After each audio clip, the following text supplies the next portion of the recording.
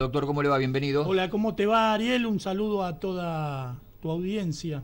Bueno, muchas gracias por estar aquí. El tema, ¿cómo podemos resguardar nuestra vivienda? ¿Qué significa? ¿Poner en garantía nuestra casa? No, la protección de la vivienda familiar es un instituto que incorpora el nuevo Código Civil en el año 2015, pero que ya existía. Ustedes lo van a conocer como bien de familia.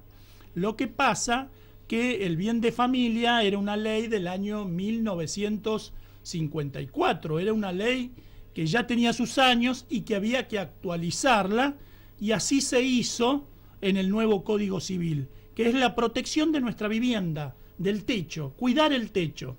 ¿Y de quién? ¿De quiénes? El techo de la familia. Ahora, como el concepto de familia precisamente cambió mucho, es que hubo que actualizar la ley. Y es ahí donde aparece en el nuevo Código Civil que cuando uno habla de familia también está hablando del conviviente. Es decir, uno puede formar una familia con un cónyuge, hay matrimonio de por medio, o con el conviviente. Y entonces uno puede proteger la vivienda en beneficio propio del titular y del conviviente. ¿Y protege contra una deuda? Protege contra las deudas. ¿Qué tipo de deudas? ¿Qué tipo de deuda, claro? Y es por eso que nos trajo a hablar este tema. Se están cumpliendo ya varios años, 3, 4 años, de que hubo un colapso en el sistema financiero y lamentablemente muchas personas tienen la vivienda embargada, que no la tenían puesta en bien de familia antes o en sistema de protección hoy.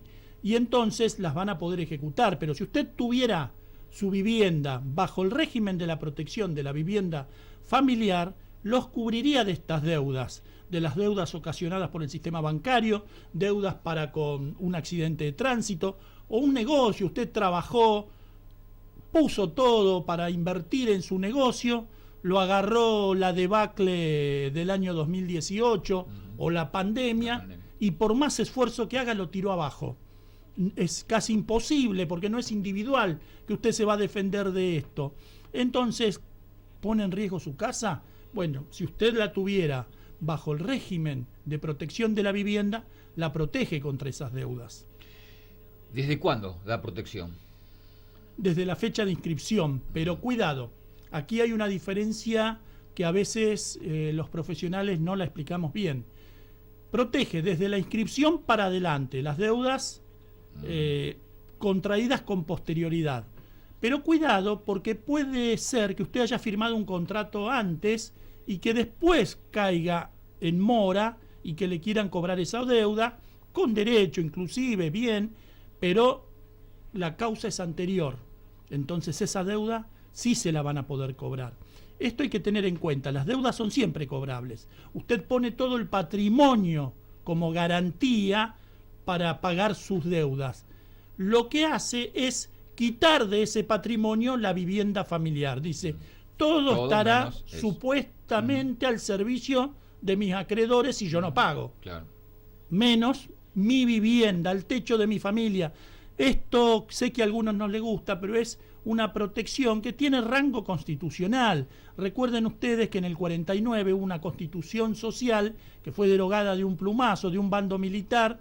En el 57 se incorporó el artículo 14 bis porque los sindicatos presionaban el reconocimiento de los derechos del trabajador, del derecho sindical y la protección de la vivienda familiar.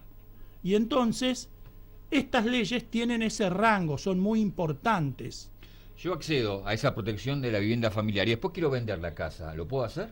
Lo puede hacer, puede vender la casa, obviamente deberá desafectarla del sistema de protección de vivienda y podrá venderla, podrá comprar otra cosa, no hay ningún problema. Pero cuidado, que si usted lo desafecta y usted está embargado ya de antes o inhibido, no va a poder poner un nuevo bien a su nombre, salvo que usted pague la deuda o que lo nuevo que fuera a comprar sea también una vivienda para el techo. Es decir, aquí aparece un instituto, la subrogación real, no vamos a dar los nombres técnicos, pero sí vamos a dejar en claro que si usted utiliza el dinero de la casa para otra casa familiar, que sea el techo de su familia, ese dinero va a pasar libremente, no va a poder ser ejecutado, pero no si usted lo pretende sacar, cobrar e intentar pagar otra cosa, van a aparecer los acreedores en fila que hayan embargado y ahí sí. Es una protección de la vivienda.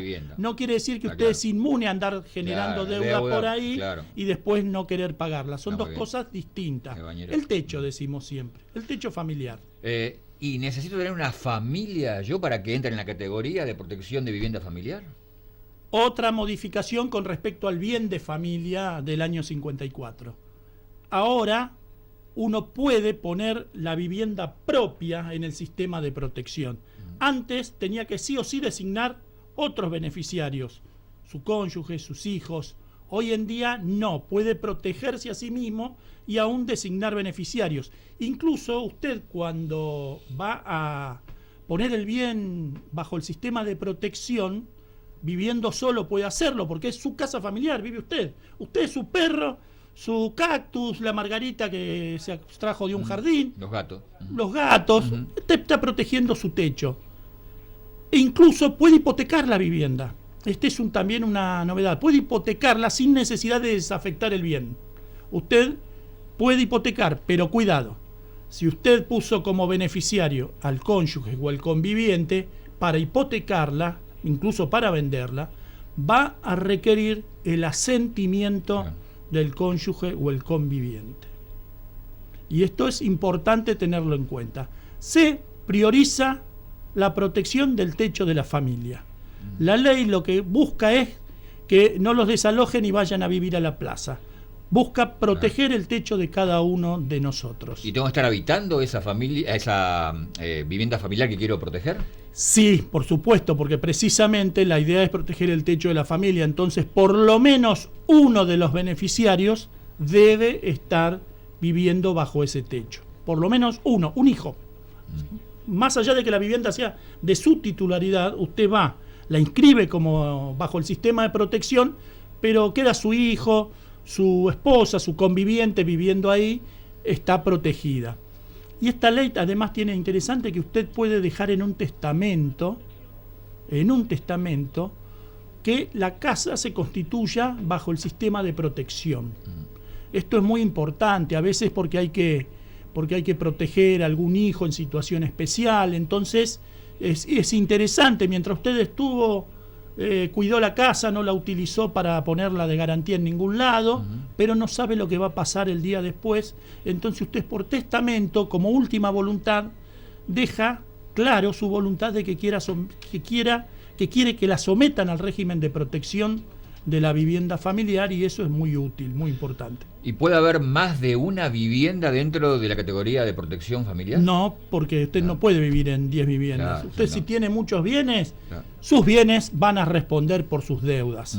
Eso es así, viene desde los romanos, el patrimonio es garantía común de todos los acreedores, pero se excluye la casa, el techo donde usted vive. ¿Y dónde se inscribe para pedir? En el registro de la propiedad. Tener en cuenta que es un trámite sencillo, requiere la escritura de propiedad, requiere, si usted va a designar otros beneficiarios, por supuesto, el vínculo. ¿El vínculo cuál puede ser? La partida de nacimiento de los hijos, la inscripción en la libreta de matrimonio. Si usted tiene una conviviente, lo más fácil es hacer la declaración de unión convivencial, y de esa manera va a poder designar los beneficiarios. Y si no, va usted y se designa a sí mismo como beneficiario. Lo más importante, el costo. ¿Cuánto vale hacer esto, doctor? Y llegamos al tema. Ajá. El costo del trámite es gratuito. Epa. Esto hay que dejarlo claro, sigue siendo igual que con el bien de familia. Incluso la ley le pone algunos límites. Uno no puede cobrar más del 1% del avalúo fiscal. ¿Qué pasa? Nadie se lo hace por ese monto, porque a veces no alcanza ni para el colectivo. Ya no digo que vaya en auto al registro a hacer el trámite el profesional, pero el trámite es gratuito, el costo no puede superar el porcentaje del avalúo del 1%. Tengamos en cuenta que un bien sometido a régimen de propiedad también sí tiene otros beneficios en los impuestos sucesorios, pero existe ese problema, que a veces los montos son tan bajos que no son realizados por los profesionales, pero lo puede realizar usted mismo.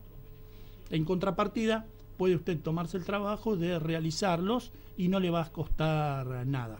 Muy bien. La última, ¿qué diferencia hay entre protección familiar de vivienda y garantía de la vivienda? Bien de familia, mejor dicho. El bien de familia era la anterior forma en que lo Sí, conocíamos, la sí. ley del año 1954. La protección integral es la nueva ley con estos aditamentos tan importantes, ¿no? Ayornarse a los tiempos, es esto. La garantía, muchas veces me dicen, quiero poner inmueble en garantía de familia. No, la garantía es otra cosa. Usted con la garantía lo que hace es afianzar una obligación. Por ejemplo, en un contrato de locación, fulanito hace el contrato de locación y usted firma un contrato de garantía. Significa que usted va a responder por las deudas de él. Eso es dar un bien en garantía, o incluso salir de garantía de un crédito bancario. Usted va a responder con todos sus bienes. Por eso aconsejamos tener protegida la vivienda. Obviamente, la vivienda deja de ser posible o que se la acepten como garantía porque no le van a poder cobrar sobre ella. Si usted tiene la vivienda bajo el régimen de protección, no va a poder utilizarla para hacer garantía del contrato de locación de su hijo, de su hermana, de su compañero de trabajo. Interesantísimo tema hoy, doctor, como siempre, como cada semana. Muchas gracias y lo esperamos la próxima. Estaremos la semana que viene. Un abrazo a todos y a seguir vacunándonos. Exactamente. El doctor Walter Gómez en defensa de nuestros derechos, lo de todos nosotros, con el doctor aquí, como siempre, con el dinamismo y el entendimiento sencillo que estos temas ameritan.